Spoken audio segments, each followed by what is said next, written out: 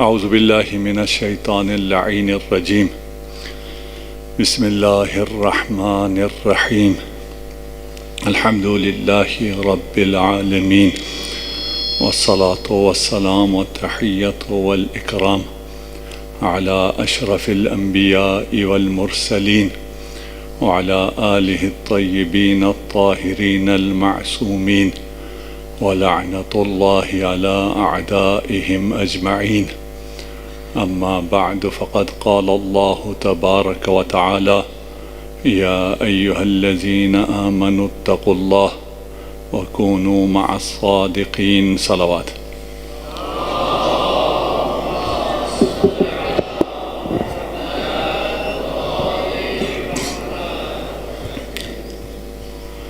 خمسہ مجالس میں یہ دوسری مجلس کا شرف مجھے حاصل ہو رہا ہے. اس سے پہلے آپ نے آغا شیخ شفا نجفی اور آغا شیخ انتصار سے استفادہ کیا. جس مجلس میں گزشتہ مجلس میں ہم نے عرض کیا تھا کہ جناب سیدہ کے فضائل رسول خدا کی زبانی کمن و کیفن، تعداد اور کوالٹی کے اعتبار سے ایسے ہیں جس کا کسی کے بھی فضائل سے کوئی قیاس نہیں ہے، اور ان زبانوں پر جاری ہوئے ہیں جن کا انسان یوں تصور نہیں کر سکتا. ایسا بھی نہیں ہے کہ ان راویوں کو ان روایات کی سنگینی کا احساس نہ ہو اور نہ جانے کیا کیا دیکھا اور اس میں سے کیا کیا چھپایا اور کتنا مختصر سا نقل کیا، اور وہ مختصر ابھی پوری دنیا پہ چھا چکا ہے. ممکن نہیں ہے. اگر وہ سب کچھ ہم تک پہنچ جاتا جو رسول خدا نے فرمایا تھا، تو بھی شاید آج عالم اسلام کا نقشہ یہی ہوتا جو آج ہے. اس لیے کہ جو کچھ پہنچ گیا ہے اس میں کوئی کمی نہیں ہے، اس میں کوئی ایسی چیز رہ نہیں گئی کہ کوئی یہ کہے کہ ہمیں بات سمجھ میں نہیں آئی.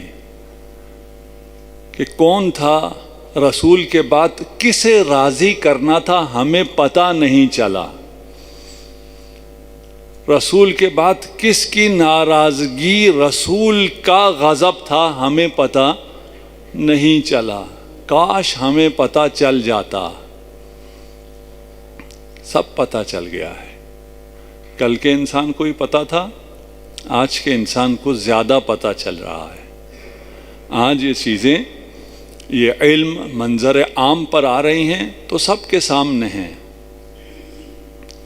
جناب سیدہ کی خوشنودی کے علاوہ جناب سیدہ کو خوشنود کیے بغیر جنت کا حصول خواب ہے، ممکن ہی نہیں ہے. آپ کی شفاعت کے بغیر جنت کا حصول ممکن نہیں ہے. آپ کے غضب کے ہوتے ہوئے، مغضوب علیہم میں ہوتے ہوئے جنت کی راہ، یہ کیسے ممکن ہے؟ یہ کسے سمجھ میں بات نہیں آئی؟ سب کو بات سمجھ میں آئی ہوئی ہے، لیکن راہ حق ہے، قربانی مانگتا ہے. آپ خوش نصیب ہیں کہ آپ کو راہ حق پر رہنے کے لیے قربانی دینی پڑتی ہے. وہ بد نصیب ہیں جنہیں راہ حق پر آنے کے لیے قربانی دینی پڑتی ہے. بہت بڑی نعمت ہے، اور میری بات جہاں تک پہنچ رہی ہے یہ سب کے لیے پیغام ہے. دیکھیں، قربانی تو سب نے دینی ہے. یہ زندگی عیش کے لیے نہیں ہے.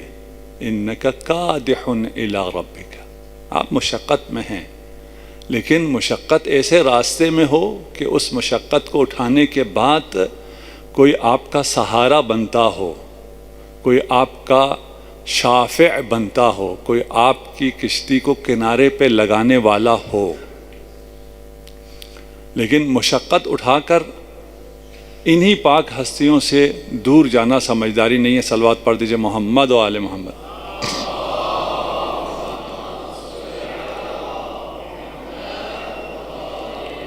ایک حدیث ہے، اس کا صدر یعنی کچھ جملے میں نے گزشتہ مجلس میں پیش کر دیے تھے، اور اس کے بعد یہ بھی ام المؤمنین سے حدیث ہے، اور آپ فرماتی ہیں کہ میں نے سوال یہ کیا تھا کہ آپ اتنا پیار کیوں کرتے ہیں اپنی بیٹی کو؟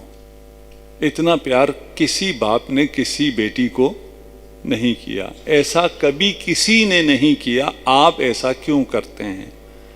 رسول خدا نے جواب جو دیا ہے اس میں آپ ارشاد فرما رہے ہیں، آج یہاں سے ہم شروع کر رہے ہیں، فوقفت علی شجرۃ من شجر الجنہ، کہ جب میں معراج پر گیا تو جنت میں، معراج پر جو رسول خدا گئے آپ جانتے ہیں کہ رسول خدا کے نور کو دیکھ کر تمام عرشیان، تمام فرشتے، تمام حور و ملک سب پریشان تھے، سب پوچھتے تھے ما ھذا النور اشبہ النور بنور ربنا،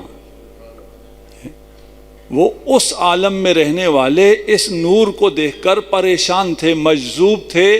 رسول خدا کہتے ہیں میں ایک درخت کے سامنے پہنچا، میں خود مجذوب عالم میں اس کے نور کو دیکھ کر مجذوب ہو گیا۔ فوقفت علی شجرۃ، اس درخت کے سامنے رسول کھڑے ہو جائیں، رسول 7 آسمانوں میں کہیں نہیں رکے، اس درخت کے سامنے کہہ رہے ہیں وقفت فلم ارى فی الجنۃ شجرۃ ہی احسن منها حسنا، اس سے زیادہ خوبصورت درخت جنت میں نہیں تھا، اس سے زیادہ سفید نورانی پتے کسی درخت کے نہیں تھے، اس سے زیادہ لذیذ ثمرہ میوہ کسی درخت کا نہیں تھا۔ پھر مجھے اس درخت سے چکھایا گیا اور اس نور سے، نور جناب سیدہ فاطمۃ الزہرا سلام اللہ علیہا، اللہم صل علی،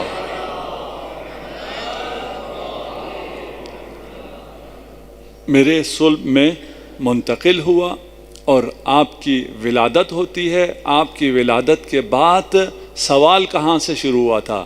اتنے بوسے کیوں، اتنا پیار کیوں، اتنا ایک بیٹی کو کیوں سونگتے ہو؟ فَإِذَا اشْتَقْتُ إِلَى الْجَنَّةِ، میں جب جنت کا مشتاق ہوتا ہوں، شممت رائحۃ فاطمہ، صلوات پڑھ دیجئے محمد و آل محمد۔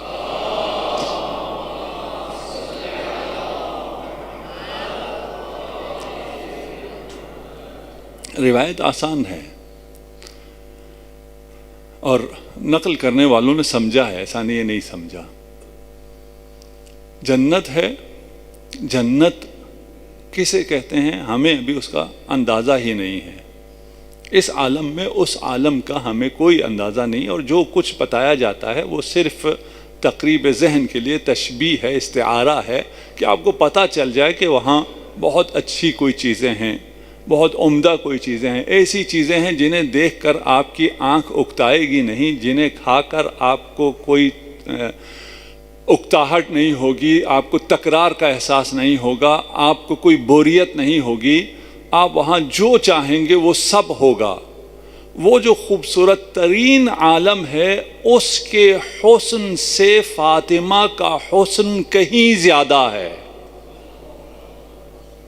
اس لیے کہ اس جنت میں، اس حسین نظاروں میں جو درخت تھا، اس درخت کا حسن فاطمہ کا نور حجاب در حجاب اس درخت کے پھل میں تھا، اور اس سے وہ درخت، اس کا پھل، اس کے پتے نورانی تھے، اور اس کا نور ایسا تھا جس نے اس نور کو جذب کیا جو خود مجذوب عالم ہے۔ یہ حسن فاطمہ ہے۔ لم ارى فی الجنہ، جنت میں ایسا نہ درخت دیکھا، نہ ایسے میں نے پتے دیکھے۔ ان پتوں کا نور کیا تھا؟ نور فاطمہ کی تجلی تھی۔ صلوات پڑھ دیجئے محمد و آل محمد۔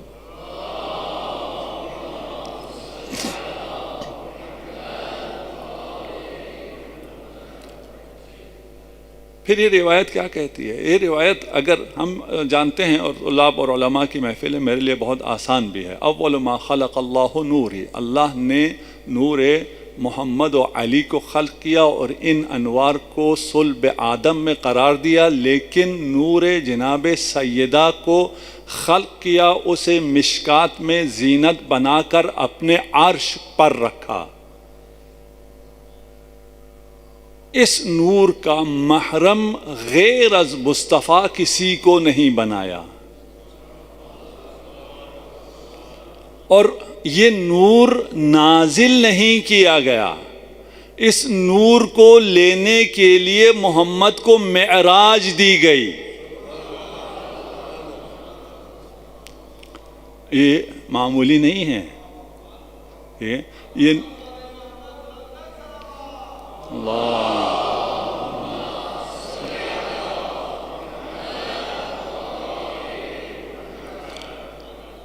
اگر یہ نور نازل کیا جاتا، اتارا جاتا، تو اس کی کیفیت اور تھی.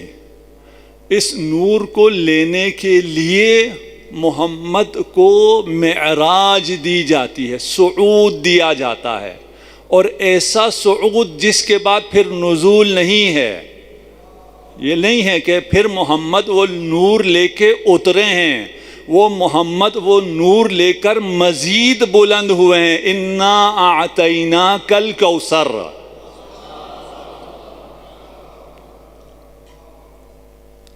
کون سمجھ سکتا ہے؟ انا اعطیناک الکوثر، ہم نے آپ کو یہ نور دیا ہے، یہ نور لینے کے لیے آپ کو بلند کیا ہے. اب میں واقعا نہیں سمجھ سکتا. کلما اشتقت الی الجنہ، کون کہہ رہا ہے؟ رسول خدا فرما رہے ہیں کہ جب میں جنت کا مشتاق ہوتا ہوں. جنت، آپ کی جنت کیا ہے اور رسول کی جنت کیا ہے؟ وعد اللہ المؤمنین والمؤمنات جنات تجری من تحتها الانہار. یہ تو میری اور آپ کی جنت ہے نا. مؤمنین و مؤمنات کی جنت کیا ہے؟ کہ تجری من تحتها الانہار خالدین فیہا ومساکن طیبہ. یہ آپ کو مبارک انشاءاللہ اس ذکر کے توفیل ہم سب کو اور اس ذکر سننے والوں کو اس ذکر کے توسل سے جنت نصیب ہو. فی جنات عدن. لیکن جو رسول کی جنت ہے، وَرِضْوَانٌ مِّنَ اللَّهِ أَكْبَرُ ذَلِكَ هُوَ الْفَوْزُ الْعَظِيمُ. رسول کی جنت یہ تجری من تحتها الانہار نہیں ہے، وہ شجرہ نہیں ہے، وہ پھل نہیں ہے. رسول کی جنت رضوان اللہ ہے. یعنی رسول کو جب اللہ کی رضا کا شوق پیدا ہوتا تھا تو جناب سیدہ کے پاس آتے تھے. جب بھی رسول کو معراج یاد آئے، جب وہ بلند ہستی مزید بلندی چاہتی تو جھک کر فاطمہ کا بوسہ لیتی.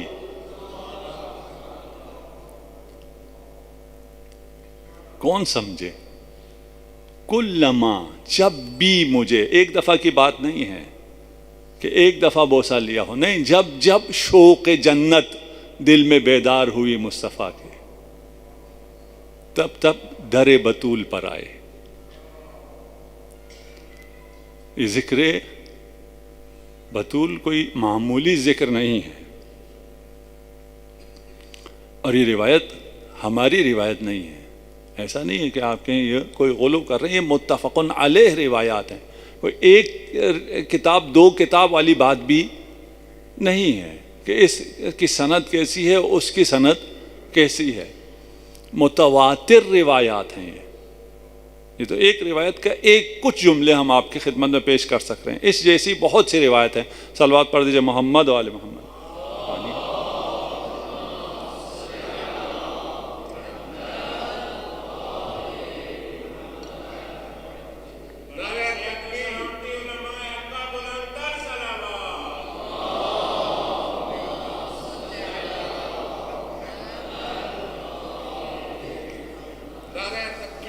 اللہ اکبر،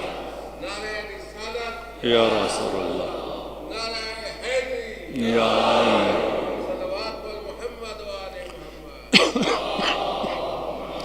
صلی علی محمد۔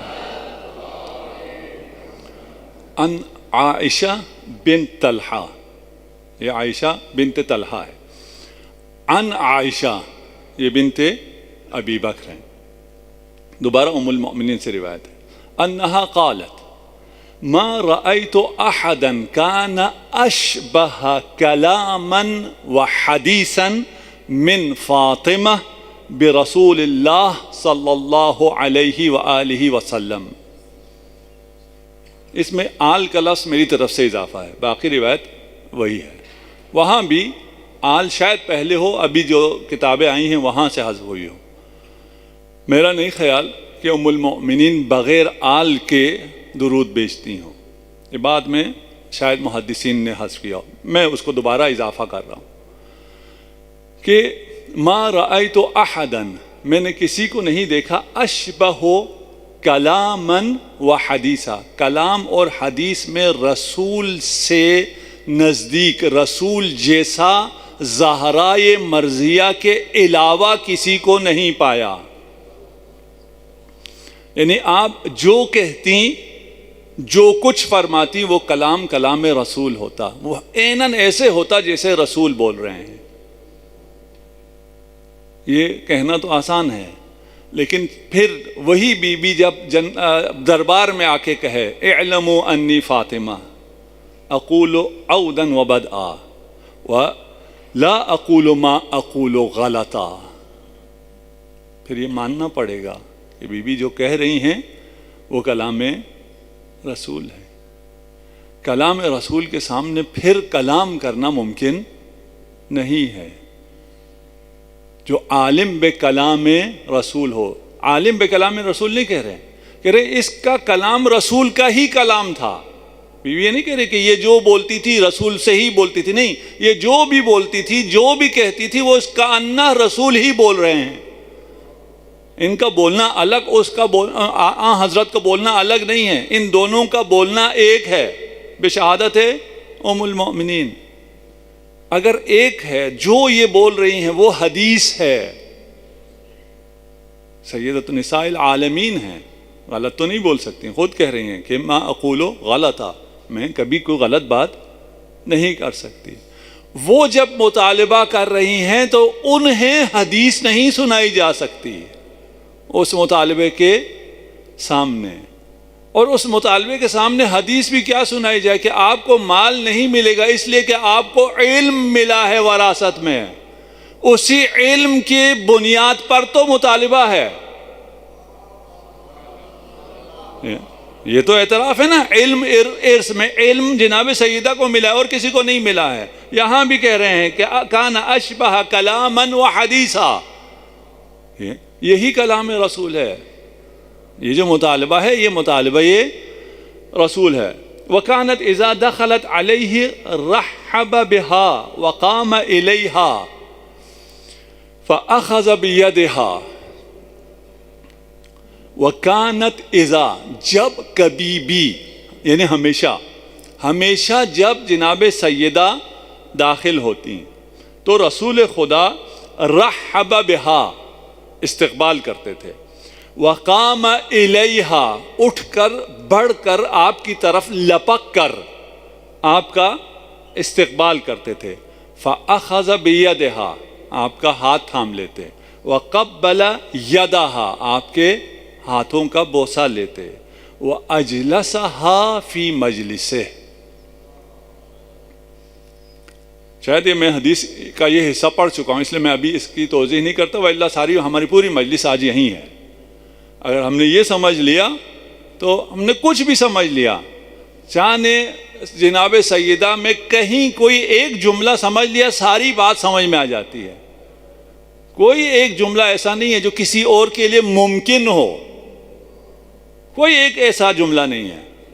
آپ کے آنے پر رسول کھڑے ہو جاتے ہوں، تمام قد کھڑے ہو جائیں، کس کے لیے ممکن ہے؟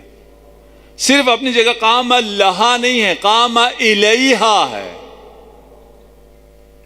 آپ جب بھی آئیں، ایک دفعہ دو دفعہ نہیں، کسی دن زیادہ پیار آ گیا ہو، علی خیبر فتح کر کے آئے ہیں اس لیے آج اپنی بیٹی پہ زیادہ پیار آ گیا، نہیں، مشکل میں ہوں، آسانی میں ہوں، خوشی میں ہوں، غم میں ہوں، جب بھی ہوں، جہاں بھی ہوں، ہر حالت میں جب بھی جناب زہرا کو دیکھیں رسول خدا تعظیماً کھڑے ہو جائیں۔ قام الیہا، یہ تو جب آپ تشریف لاتی تھی، جب رسول خدا تشریف لاتے، کان رسول اللہ صلی اللہ علیہ وآلہ اذا دخل علیہا رحبت بہ وقامت الیہ وَأَخَذَتْ بِيَدِهِ فَقَبَّلَتْهَا۔ فرق کیا ہے؟ فرق ایک جملے میں ہے، وہاں اپنی مسند پر رسول لا کر جناب سیدہ کو بٹھا رہے ہیں، یہاں عیناً وہی ہے، جب جناب رسول خدا آتے ہیں تو جناب سیدہ استقبال کرتے ہیں، یہ طبیعی ہے، یہ آج بھی کوئی بھی بچی ہوگی اپنے باپ کا اسی طرح استقبال کرے گی، اسی طرح ہاتھ کا بوسہ لے گی۔ میں نے کہا تھا نا کہ روایت میں کہا ہے کہ کلما اذا، جب بھی جناب سیدہ تشریف لاتی تھیں تو رسول خدا یوں استقبال کرتے تھے۔ یہی ام المؤمنین اب ایک اور واقعہ نقل کر رہی ہیں اسی حدیث میں، فدخلت علیہ فی مرضہ الذی توفی فیہ، لیکن ایک دفعہ ایسا ہوا ہے جب جناب سیدہ آئی ہیں تو اب استقبال کا انداز تھوڑا سا بدل گیا ہے۔ اس مرض میں، جس مرض میں رسول خدا کی رحلت ہوئی ہے، شہادت ہوئی ہے، اس مرض میں بستر موت پر تھے رسول خدا، اور جب فاطمہ آئی فرحب بہا، ابھی بھی اسی طرح استقبال کیا ہے، وقبلہا، اب قام الیہا نہیں ہے، جب تک رسول میں کھڑے ہونے کا دم تھا فاطمہ کی تعظیم کے لیے کھڑے ہوتے رہے ہیں، صرف ایک موقع ایسا آیا ہے جب آپ کھڑے نہیں ہوئے، وہ بستر مرگ ہے، اسی روایت میں ہے۔ جب ہم نے پہلے کہا نا کہ عربی میں ہے، بعض کو شاید عربی سمجھ میں نہ آئے اور کہے نہیں یار عربی میں ایسا نہیں ہے، رسول خدا ہمیشہ ہر وقت، یہ اسی روایت میں جناب ام المؤمنین عائشہ فرما رہی ہیں کہ ایک وقت صرف ایسا ہوا ہے کہ زہرا آئی ہو اور رسول نہ اٹھے ہوں۔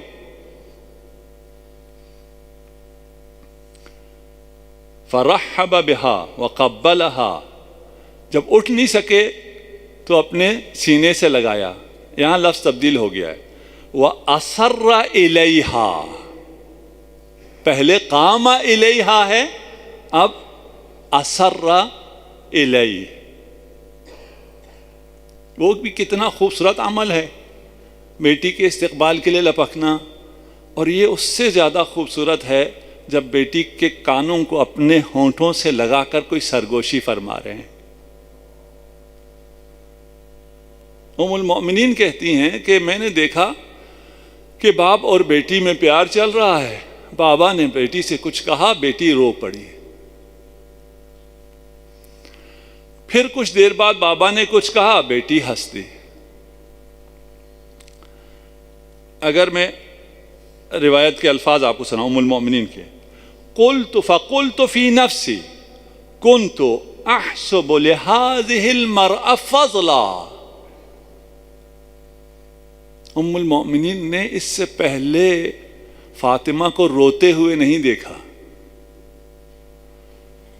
کہتی میں نے جب دیکھا نا کہ یہ ابھی روئی اور کچھ دیر بعد پھر ہنسی، میں نے اپنے دل میں کہا کہ یہ تو عام انسان نہیں تھی، عام عورت نہیں تھی، ان کا مرتبہ بہت بلند ہے، یہ عام عورتوں کی طرح کیوں روئی، کیوں ہنسی؟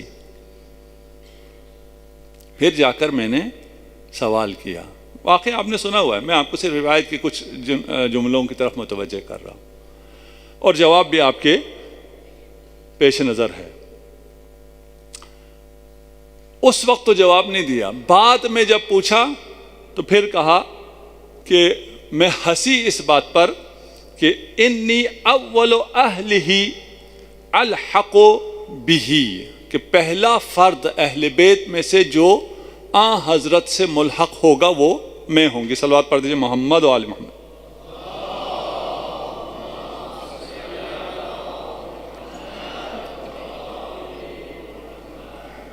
یہاں اب کچھ اعتراضات بھی ہوتے ہیں ایام فاطمیہ پر، اور اس کے خیر جواب کی ضرورت بھی چندان نہیں ہے، اس لیے کہ جو پڑھے لکھے اور اپنے مصادر پڑھ کر اعتراض کر رہے ہیں انہیں پہلے سے معلوم ہے. جو پڑھے بغیر ان کے اعتراض کو دہرا رہے ہیں وہ آپ کی بات شاید اتنی نہ مانے. آپ ذکر کرتے رہیں، یہی ذکر ان کے اعتراض کا جواب ہے. آپ گریہ کرتے رہیں، یہی گریہ ان کے اعتراض کا جواب ہے. ایک اعتراض یہ کرتے ہیں کہ آپ کہتے ہیں کہ حملہ ہوا اور محسن شہید ہوئے. اگر آپ کی یہ بات صحیح ہو تو پہلا شخص اہل بیت سے جو رسول کے ساتھ ملحق ہوا ہے وہ جناب حضرت محسن ہیں یا جناب سیدہ؟ وہ حضرت محسن ہو گئے. بس یہ روایت، جس میں یہ روایت بھی سب کے ہاں نقل ہوئی ہے اور مسلمات میں سے ہے کہ رسول خدا نے یہ خبر دی تھی کہ سب سے پہلے بہت جلد آپ مجھ سے ملحق ہونے والی ہیں، یعنی اہل بیت میں سب سے پہلا شہید میرے بعد آپ ہوں گے. تو اگر آپ حضرت محسن کو شہید کریں تو اہل بیت کا پہلا شہید ہو گیا حضرت محسن سلام اللہ علیہ، علیہ الصلاۃ والسلام. اس اعتراض ایسے ہی ہے، آپ کو ہی معلوم ہے، کوئی اعتراض نہیں ہے، لیکن کچھ جوانوں تک شاید یہ بات پہنچے، ان کو یہ بات معلوم ہونی چاہیے. جوابات بھی بہت ہیں، اور اگر علمی طور پہ جواب دیں تو اس کے پھر بہت سے پہلو ہیں، ابھی اس مجلس میں اور جوانوں کے کام کے نہیں ہیں. روایت کیا ہے؟ روایت کہہ رہی ہے کہ اہل بیت میں سے پہلا فرد جو مجھ سے ملحق ہوگا وہ جناب سیدہ فاطمۃ الزہرا سلام اللہ علیہا ہوں گی. اہل بیت جن پر آیے تطہیر نازل ہوئی ہے اس اہل بیت میں حضرت محسن ہیں؟ اس میں حضرت محسن نہیں، اس میں حضرت زینب ہیں، اس میں حضرت زینب بھی نہیں ہے. رسول نے جو فرمایا ہے کہ میرے اہل بیت سے مراد بھی خود بیان کر کے گئے ہیں، معلوم بھی ہے اہل بیت، وہ لغوی اہل بیت نہیں ہے کہ گھر میں جو کوئی بھی ہو. اس بنا پر جو پہلا شہید ہے وہ کون ہوگا اہل بیت میں سے؟ شہیدہ جناب سیدہ ہوں گے. دوسرا، اس وقت جب رسول ارشاد فرما رہے تھے اس وقت حضرت محسن تھے؟ اس وقت حضرت محسن نہیں تھے. جو تھے ان میں سے بات ہو رہی ہے کہ جو ہیں ان میں سے سب سے پہلے آپ آئیں گی مجھ سے ملنے. یہ کوئی اعتراض نہیں ہے کہ جو اس کے بعد آیا. اور پھر اعتراض کرنے والے کون ہیں؟ جنہوں نے نہیں آنے دیا، جنہوں نے محسن کو دنیا میں نہیں آنے دیا، وہ کہتے ہیں. اور پھر ہمیں کوئی اس میں یعنی فاطمیہ کے حوادث میں ہمیں کسی سے کوئی اصرار نہیں ہے، کوئی بحث نہیں ہے کہ آپ کہیں جی پہلو شکستہ ہوا تھا یا نہیں ہوا تھا. ٹھیک ہے، فرض کر لیجئے آپ کی بات مان لیتے نہیں ہوا تھا، حملہ ہوا تھا یا نہیں ہوا تھا، ہمیں اس بات کا جواب دو. یہ تو مسلمات میں سے ہے. کوشش کیا کی جاتی ہے اس کا، میں شاید فاطمیہ دوم میں جو 3 مجالس ہیں وہ ساری اس پہ شاید پڑھوں، دیکھیے اگر وہ ہوا، کیونکہ پھر باتیں تھوڑی سی سخت ہیں. جب جواب دینا ہوتا ہے تو پھر سننے کا لوگوں کو حوصلہ نہیں ہوتا، اعتراض کا تو حوصلہ ہوتا ہے. اگر تھوڑا سا حوصلہ ہو جائے یا میں اس کو تھوڑا نرم کر سکوں تو فاطمیہ دوم میں پیش کروں گا. اگر آپ اعتراض کرتے ہیں کہ بھئی یہ کام نہیں ہوا ہے، کیوں نہیں ہوا، اس میں یہ ایک شبہہ ہے، اس شبہے کی وجہ سے اصل حادثہ ختم ہو جاتا ہے یا وہ ڈیٹیل ختم ہو جاتی ہے، وہ جزئیات ختم ہو جاتی ہے. بھئی پہلو نہیں شکستہ ہوا، ٹھیک، فرض کر لیجئے، لیکن حملہ ہوا ہے یا نہیں ہوا ہے، اس کو تو کوئی انکار نہیں کر سکتا کہ حملہ ہوا ہے. پھر کیسے ہو سکتا ہے حملہ ہو، اس کو ہم بیان کریں گے، تفصیل سے بیان کریں گے کہ اصحاب کے ہوتے ہوئے حملہ ہو جائے رسول کی بیٹی پر، یہ کیسے ممکن ہے؟ کہ ایسے رہے ہیں جیسے یہ سارے رسول پر جان نثار کرتے رہتے ہوں. جس رسول پر قاتلانہ حملہ انہی کی طرف سے ہوا ہو، اس رسول کی بیٹی پر اگر قاتلانہ حملہ ہو جائے تو آپ استبعاد کریں. انشاءاللہ پھر بیان کریں گے. خدا کرے کہ ہم ان لوگوں میں سے ہوں جنہیں قیامت کے دن، محشر کے دن جناب سیدہ پہچان لیں. ہم جناب سیدہ کے چناؤ میں آ جائیں. جب آپ چن چن کر لے جا رہی ہوں گی. کچھ لوگوں کا یہ خیال ہے کیونکہ وہ چن کر لے جا رہی ہوں گی تو اس میں ہم بھی آ جائیں گے. نہیں، آپ کو قربانی دینی پڑے گی، آپ کو حق بیان کرنا پڑے گا، آپ کو فاطمیہ میں گریہ کرنا پڑے گا. اس کے بغیر ممکن نہیں ہے. یہ ایام امیر المؤمنین کے لیے بہت سخت ایام ہیں. جناب سیدہ ارشاد فرماتی ہیں، امیر المؤمنین میں نے آپ سے وصیت کرنی ہے. انی لأرى ما بی لا اشک الا اننی لاحقۃ بأبی. میں آج یا کل اپنے بابا سے ملنے جا رہی ہوں. میں یہ دنیا چھوڑ کر، علی آپ کو چھوڑ کر، حسنین کو چھوڑ کر جا رہی ہوں. وہ کیا مظالم ہیں جن مظالم کی وجہ سے ایک بیوی کو اپنی نوجوانی میں علی جیسا شوہر چھوڑ کر جانے پہ راضی ہے، حسنین جیسے شہزادوں کو چھوڑ کر جانے پہ راضی ہے. انی اوصی کا باشیاء، میں وصیت کرنا چاہتی ہوں. علی نے زہرا کا سر اپنے سینے پہ رکھا. فجلس عند رأسها واخرج من كان في البيت، جو بھی گھر میں تھا سب کو گھر سے نکال دیا. اس وصیت کو مصائب کے الفاظ سمجھ کے نہ سنیے، اسے اپنے دل میں اتاریے. ثم قالت یا ابن عم ما احدتنی کاذبہ ولا خائنہ ولا خالفتک منذ عاشرتنی. اے علی، مجھے معاف کر دیجیے، میں نے کبھی آپ کی مخالفت نہیں کی، میں نے ہمیشہ آپ کی بات مانی، میں نے آپ کے ساتھ ایک اچھی زندگی گزاری. ما احدتنی کاذبہ، صدیقہ کو کہنا پڑ رہا ہے. صدیقہ کو اتنا جھٹلایا گیا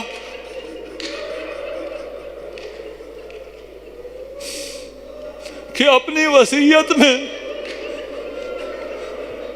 امیر المومنین سے کہہ رہی ہیں، یا علی، میں نے اپنی زندگی میں کبھی جھوٹ نہیں بولا.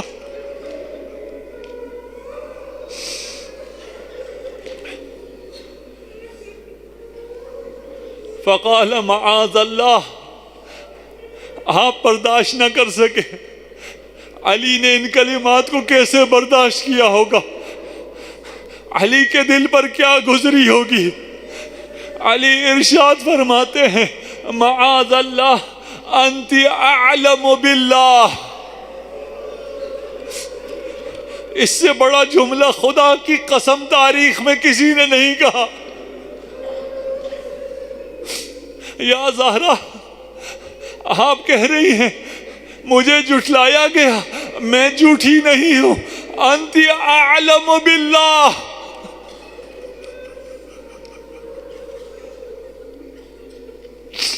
وابر واتقى واکرم واشد خوفا من اللہ. اللہ اکبر. نہ جانے کتنا گریہ ہوا، علی نے کتنا گریہ کیا، بطول نے کتنا گریہ کیا. کب دوبارہ زہرا بولنے کے قابل ہوئی؟ ثم قالت، اوصیک ان لا یشہد احد علی جنازت من ہؤلاء الذین ظلمونی.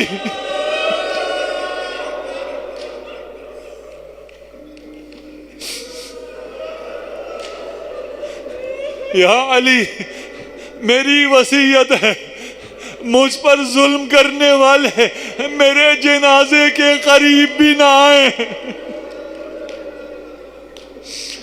ولا يصلي علي احد منهم ولا من اشیاعهم. نہ وہ خود آئیں نہ ان کے ماننے والے آئیں. آپ کوشش کرتے ہیں ایام فاطمیہ میں لوگ آئیں، زہرا کی مجلس میں صرف وہ آ سکتا ہے جسے زہرا نے اجازت دی ہے.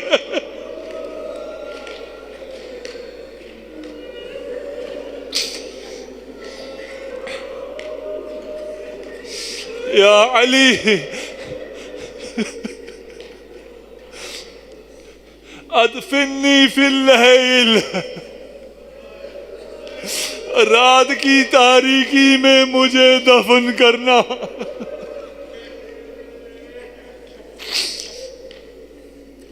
امیر المؤمنین ارشاد فرماتے ہیں واللہ جدد علی مصیبت رسول اللہ ثم بکیا جمیعا. رسول خدا کا غم تازہ ہوا، دونوں نے گریہ کرنا شروع کیا. زہرا نے اپنے ہاتھوں سے علی کے آنسو پوجنا شروع کیے. علی نے ان ہاتھوں کا بوسہ لیا. زہرا پہلو شکستہ ہے، ان ہاتھوں پر تازیانوں کے نشان ہیں.